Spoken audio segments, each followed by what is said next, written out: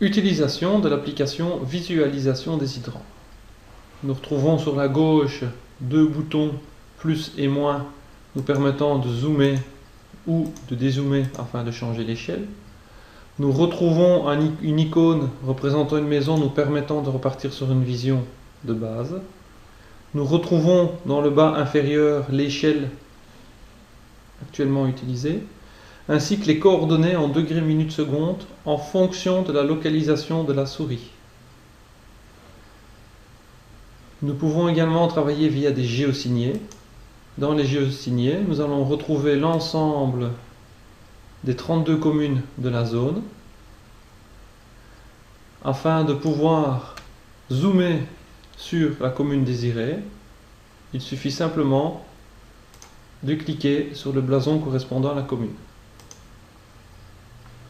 Vous pouvez également rechercher une adresse dans une structure bien définie. Vous introduisez la rue, le code postal, ensuite la commune. Une série de données vous sont proposées. Si ces données ne correspondent pas, vous pouvez malgré tout, via la touche Enter, valider la recherche. Un zoom automatique sera effectué sur la rue correspondante. Actuellement, il n'est pas possible de faire une recherche sur un bâtiment, donc simplement sur une rue. Une fois le zoom effectué, donc l'échelle correspondant à la visualisation de certains éléments, nous pouvons apercevoir en point noir les hydrants.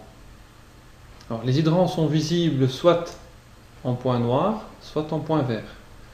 Pour vous aider à reconnaître les différents attributs, dans la barre d'en-tête, en sélectionnant la légende, vous avez un détail de la légende. Donc, les hydrants utilisables sont représentés en vert, les inutilisables en rouge, les introuvables avec un point d'interrogation et les hydrants qui ne sont pas encore encodés par un point noir. Nous avons également un code couleur en fonction du bâtiment qui est représenté.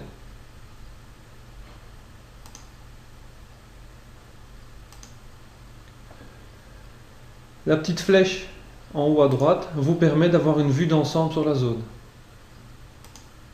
Vous pouvez également sélectionner les couches, désélectionner les hydrants ou sélectionner les hydrants.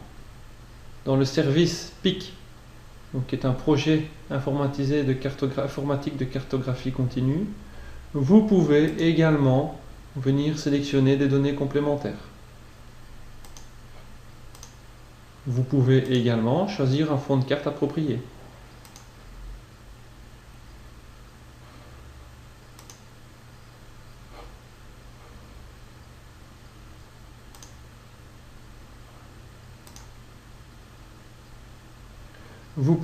Vous avez également la possibilité d'effectuer différentes mesures.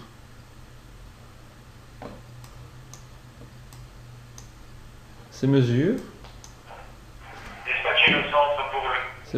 correspondent à une surface qui par défaut est en kilomètres carrés mais peut être modifiée. Pour effectuer une mesure de surface, il suffit de sélectionner l'outil surface et de venir dessiner sur la surface correspondante. Une fois la surface terminée, un double clic vous permet d'avoir les informations. Si la surface est inférieure au kilomètre carré, sélectionnez une mesure inférieure, une unité de mesure inférieure. Vous pouvez également mesurer une distance d'un point A vers un point B,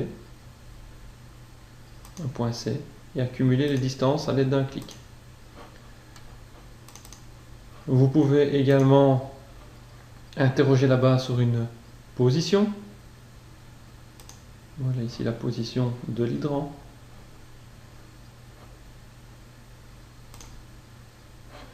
Vous avez également la possibilité d'interroger l'hydrant. Donc en sélectionnant l'hydrant,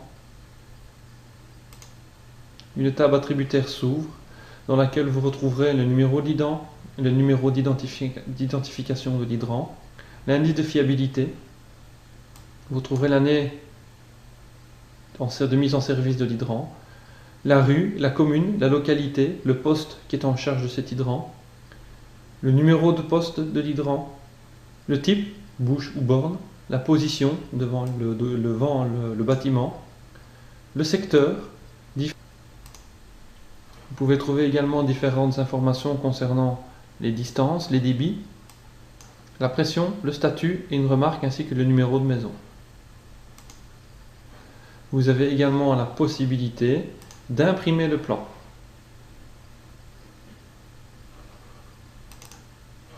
Vous avez la possibilité d'imprimer le plan en indiquant un titre, en sélectionnant une mise en page en A3 ou en A4, et des formats d'export, PDF, JPEG, CSV. La partie avancée vous permet d'utiliser l'échelle actuelle ou d'utiliser une échelle bien définie. Vous pouvez également définir les différents formats ainsi que la qualité d'impression.